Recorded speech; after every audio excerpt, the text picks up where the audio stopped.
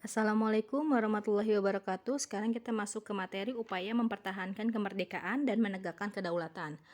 Para pemimpin bangsa ini menyadari kalau perjuangan melalui peperangan itu tidak akan mengakhiri konflik Indonesia-Belanda. Oleh karena itu mereka juga mulai berjuang melalui jalur diplomasi. Jadi kita mulai menghadapi Belanda bukan cuma lewat jalur perang, tapi juga jalur perundingan atau diplomasi. Oke, perundingan yang pertama yang pernah dilakukan Indonesia dan Belanda itu perundingan Linggarjati. Namun sebelum Linggarjati dilakukan, sebelumnya kita sudah mengadakan perundingan sebelumnya, yaitu ada 2 kali perundingan. Yang pertama perundingan Jakarta tanggal 23 Oktober 1945. Namun perundingan ini belum menghasilkan kesepakatan apapun. Perundingan yang kedua ini yang bernama perundingan Hogevaluwe di Belanda bulan April 1946. Dalam perundingan ini Indonesia diwakili oleh MRW Suwandi, Dr. Sudarsono dan juga AK Pringgodikdo, sedangkan Belanda diwakili oleh Van Mook, Van Rooyen, J. Geman, Willem Drees, dan juga Dr. Skemerhorn. Perundingan ini tidak menghasilkan apapun karena Belanda tidak dapat memutuskan apapun karena Belanda saat itu sedang menunggu pemilihan umum yang sedang dilakukan pada tanggal 17 Mei 1946, sehingga perundingan ini tidak menghasilkan apapun, tidak menghasilkan keputusan apapun. Namun bagi pihak Indonesia, perundingan Hogevaluwe ini mempunyai nilai yang sangat penting karena perundingan ini membuat bangsa Indonesia semakin percaya diri untuk menghadapi perundingan internasional selanjutnya. Hingga akhirnya terjadilah perundingan Linggarjati tanggal 10 sampai 15 November 1946 di daerah Linggarjati sebelah selatan Cirebon. Indonesia diwakili oleh Perdana Menteri Sultan Syahrir dengan anggotanya yaitu Muhammad Rum, MR Susanto Tirto Projo, Dr. dan juga Dr. Akagani. Untuk perwakilan Belanda yaitu ada Dr. Semehorn dengan anggotanya Van Poel dan juga Van Mook. Perundingan Linggarjati ini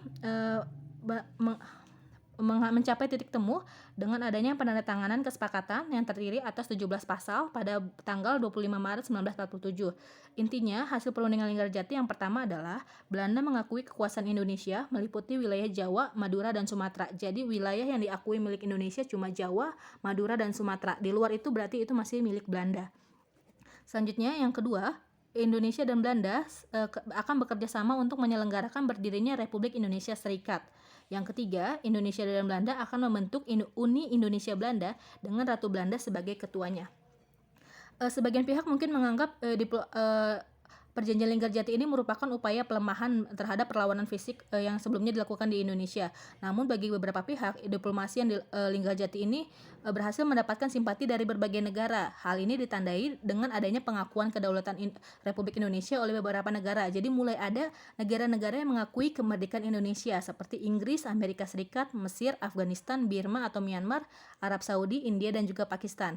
Dukungan dan pengakuan negara lain atas kemerdekaan Indonesia ini menunjukkan adanya perhatian dunia internasional atas perjuangan Indonesia dalam menegakkan kedaulatan. Sementara itu, di pihak Belanda, mereka tetap berupaya melakukan teror kepada Indonesia dengan cara memblokade Indonesia secara politik dan ekonomi.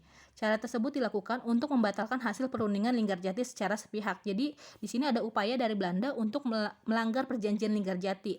Selanjutnya, 20 Juli 1947, Belanda melakukan operasi militer yang dikenal dengan nama Agresi Militer Belanda Pertama. Oke, agresi militer Belanda yang pertama. Ini dimulai tanggal 20 Juli 1947. Dalam agresi ini, Belanda belum menggunakan kode operasi produk. Jadi kodenya namanya operasi produk. Dengan kode ini, Belanda akhirnya berhasil menerobos daerah-daerah yang dikuasai Indonesia seperti Sumatera, Jawa Tengah, dan juga Jawa Timur. Tujuan Belanda menyerang daerah tersebut untuk merebut daerah perkebunan dan juga sumber daya alam, terutama penghasil minyak. Di Sumatera Timur contohnya, Belanda berhasil merebut perkebunan tembakau. Di Jawa Tengah, Belanda menguasai wilayah pantai utara. Di Jawa Timur, Belanda ini berhasil merebut perkebunan tebu dan juga pabrik gula. Dalam agresi militer Belanda yang pertama ini, Belanda mengerahkan Korps Spesial Troepen atau KST di bawah pimpinan Westerling dan juga pasukan Para 1 atau Le Para Company di bawah pimpinan Kapten C. Sisselar. Kedua pasukan tersebut ini ditugaskan di wilayah yang sudah direncanakan Belanda. Mereka melakukan serangan secara besar-besaran dengan teknologi perang yang terbaik untuk menggempur kekuatan TNI. Pasukan TNI melakukan pembalasan serangan Belanda dengan menggunakan strategi Wekreise, di mana strategi Wekreise ini dijalankan dengan membentuk kantong-kantong perlawanan di daerah yang dikuasai Belanda. Strategi ini efektif dan juga menyulitkan posisi Belanda. Dalam perkembangannya, agresi yang dilancarkan Belanda mendapat kecaman dunia internasional, terutama dari India dan juga Australia. Mereka menyarankan agar konflik Indonesia-Belanda ini dibicarakan dalam agenda Dewan Keamanan PBB. Berkat saran dari India dan Australia, akhirnya masalah Indonesia-Belanda ini masuk ke dalam agenda pembahasan DKPBB. Dan selanjutnya DKPBB mengeluarkan resolusi nomor 27 pada 1 Agustus 1947 mengenai penghentian konflik senjata Indonesia dan Belanda. Tindak lanjut upaya penghentian agresi militer ini akhirnya dilakukan melalui perundingan Renville. Sebelum kita masuk ke perundingan Renville, yang harus kalian ketahui ya, yang ikut melawan Belanda dalam agresi militer Belanda ini bukan cuma tentara Indonesia aja, tapi ada juga para pelajar, di mana para pelajar ini mempunyai semboyan yaitu berjuang sambil belajar dan belajar sambil berjuang. Para pelajar ini pun tergabung ke dalam beberapa kelompok, antara lain Tentara Jenny Pelajar atau TGP, Pasukan Indonesia Merdeka atau MATI atau IMAM, serta pasukan Sturmstabeltung atau SA, dan juga Korps Sukarela atau CSA.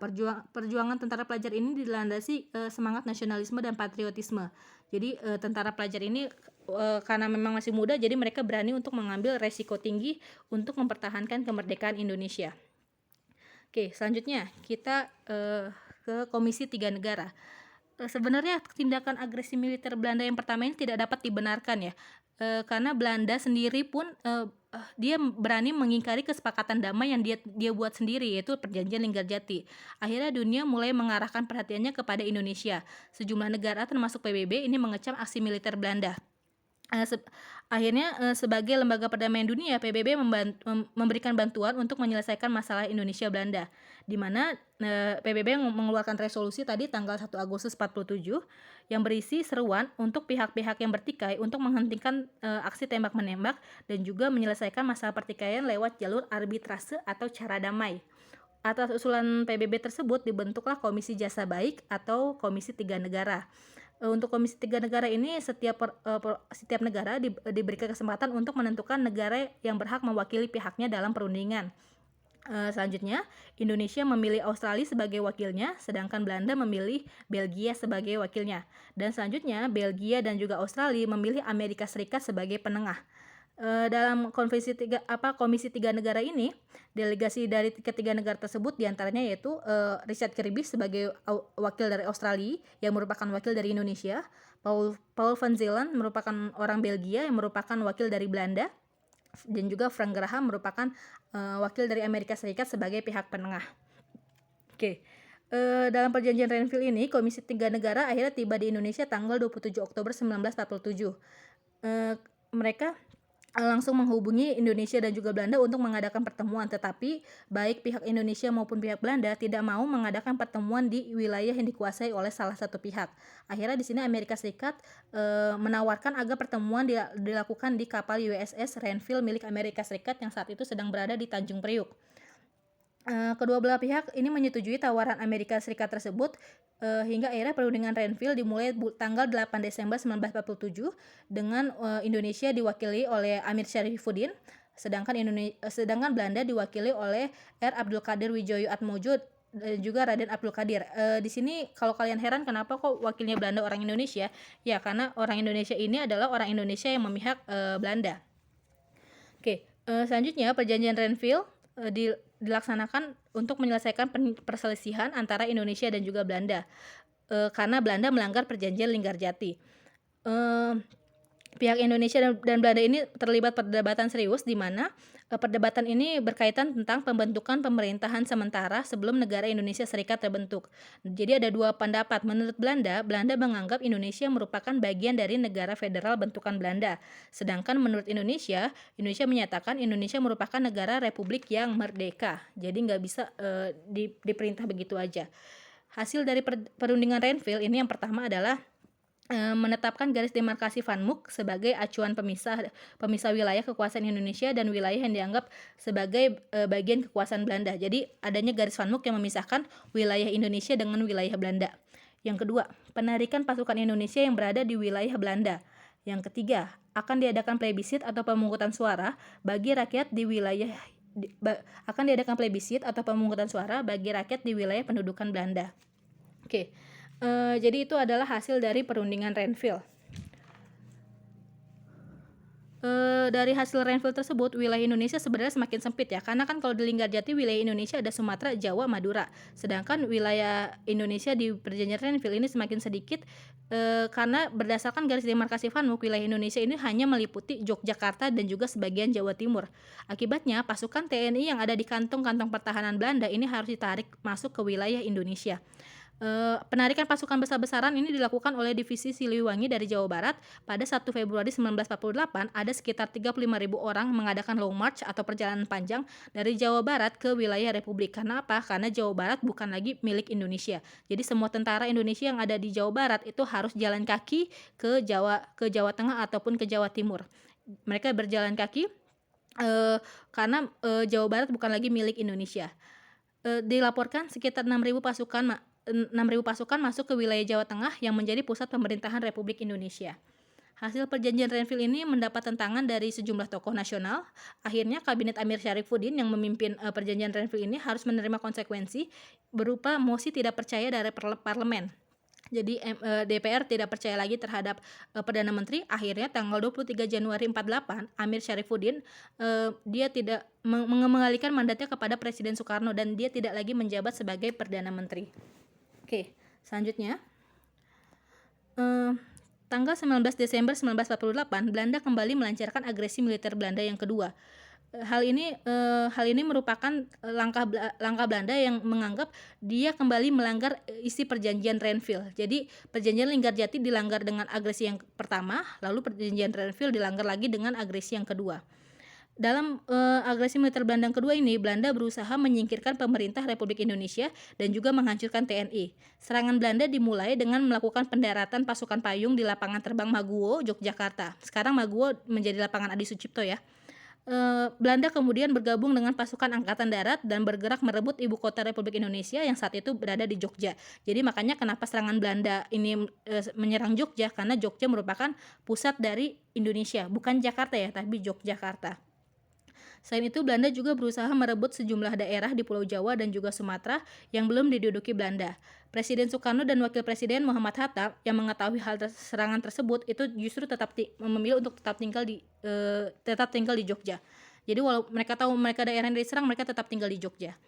Oke, dalam serangan ke Jogja, pasukan Belanda ini berhasil menguasai Istana Presiden. Belanda berhasil menangkap Presiden Soekarno, Wakil Presiden Muhammad Hatta, serta sejumlah menteri dan juga kepala staf Angkatan Udara, yaitu Komodor Suryadharma. Belanda kemudian mengasingkan Presiden Soekarno dan juga Wakil Presiden Muhammad Hatta ke Pulau Bangka. Meskipun demikian, sebenarnya sebelum Soekarno dan Hatta ini ditangkap, Soekarno sempat mengirimi telegram ke Bukit Tinggi dan memerintahkan MR Syafruddin Prawira Negara untuk membentuk Pemerintahan Darurat Republik Indonesia atau PDRI di Sumatera. Syafruddin ini bertugas untuk menunjukkan kepada dunia bahwa Indonesia masih eksis. Jadi, walaupun presidennya sudah ditangkap, Indonesianya masih ada dengan pemerintahan darurat. Pada saat Jogja mendapat serangan dari Belanda, Panglima Besar Jenderal Sudirman yang sedang sakit ini bersumpah untuk tetap memperjuangkan kedaulatan NKRI. Jadi di sini Jenderal Sudirman merencanakan konsep pertahanan rakyat semesta, di mana dalam konsep pertahanan rakyat semesta ini, pertahanan Indonesia tidak hanya menjadi tanggung jawab TNI, tetapi menjadi tanggung jawab segenap rakyat Indonesia di berbagai pelosok daerah. Jadi akhirnya beberapa daerah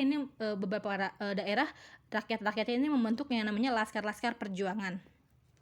Oke, Jenderal Sudirman yang saat itu sedang terbaring sakit pun jadi dia walaupun sakit tetap mengambil alih komando dan segera menuju Istana Negara. Sebenarnya Sudirman berniat untuk menjemput Soekarno dan Hatta agar meninggalkan Yogyakarta dan ikut bergerilya, tapi di sini Soekarno dan Hatta bukan seorang militer, dia seorang diplomat. Jadi atau seorang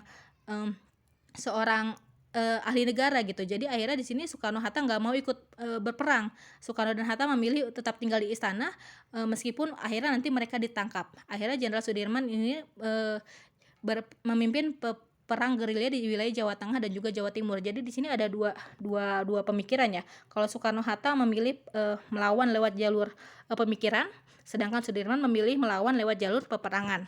Karena memang dua orang ini dibesarkan dengan cara yang berbeda. Sudirman kan memang dari awal dia militer, Sedangkan kalau Soekarno dan Hatta itu kan pemikirannya memang pemikiran diplomasi.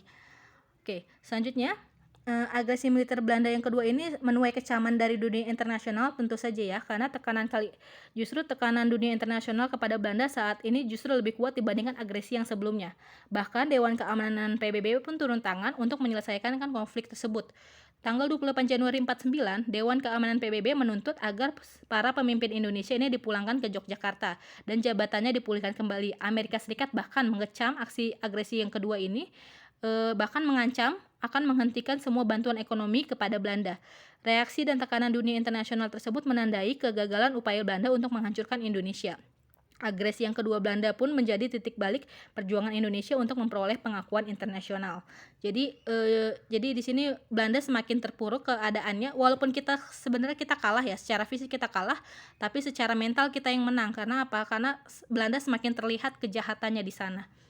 Bahkan terjadi perdebatan dalam sidang Dewan Keamanan PBB tanggal 22 Desember 1948. Ini diadakan sidang di Dewan Keamanan PBB. Dalam sidang tersebut terjadi perdebatan antara J.H. van Rooyen dan juga Lambertus Nicodemus Palar atau Palar ya, di mana van Rooyen ini mewakili Belanda. Dia melakukan pembelaan. Dia menyatakan bahwa pemerintah Belanda bertujuan membentuk pemerintahan yang demokratis, dan dalam pemerintahan tersebut Republik Indonesia dapat memegang peranan. Jadi tujuan dia melakukan agresi sebenarnya untuk menciptakan pemerintahan yang demokratis.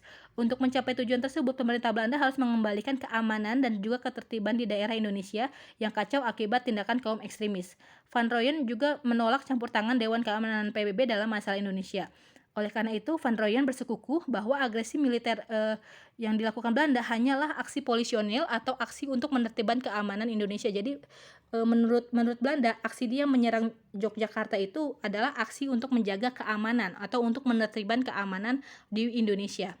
Sedangkan menurut Lambertus Nicodemus Palar, ini merupakan wakil Indonesia, dia membantah pernyataan Van Rooyen di hadapan sidang Dewan Keamanan. Palar ini menyatakan bantahannya. Dalam pidatonya, Palar berupaya meredam argumentasi Van Rooyen sebagai wakil Belanda di PBB, di mana Palar ini menceritakan situasi terakhir di Indonesia, terutama di Jogja.